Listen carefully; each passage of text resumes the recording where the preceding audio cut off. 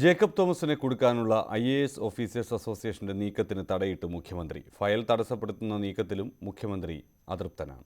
Jacob തോമസിനെതിരെ ഒളിഞ്ഞും തെളിഞ്ഞും നീക്കം നടത്തിയ IAS അസോസിയേഷന് കനത്ത തിരിച്ചടിയായി മുഖ്യമന്ത്രിയുടെ നിലപാട്. ജേക്കബ് തോമസിനെ മാറ്റണമെന്ന ആവശ്യം ഒരിക്കൽ മുഖ്യമന്ത്രി തള്ളിയതാണ്.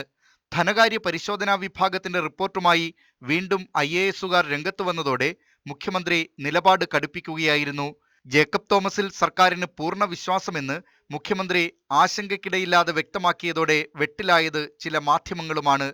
ജേക്കബ് തോമസിനെ മുഖ്യമന്ത്രി കൈയൊഴിഞ്ഞെന്ന നിലയിലായിരുന്നു വാർത്തകൾ.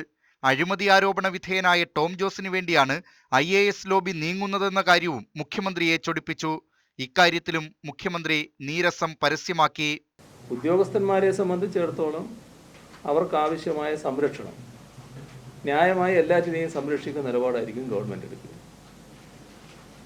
അഴിമതിയുടെ കാര്യത്തിൽ അഴിമതി ആരെങ്കിലും കാണിച്ചെങ്കിൽ അത് അവകാശമായിട്ട് അംഗീകരിച്ചു കൊടുക്കാൻ സർക്കാരിന് കഴിയില്ല.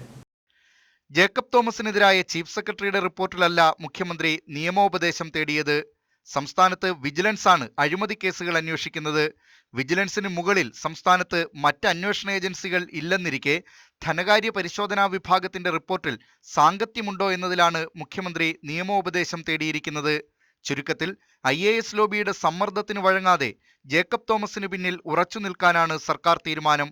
സർക്കാരിനെ സംബന്ധിച്ച് അഴിമതി വിരുദ്ധ പ്രതിച്ഛായയുടെ പ്രശ്നം കൂടിയാണിത്. Political desk, news 18.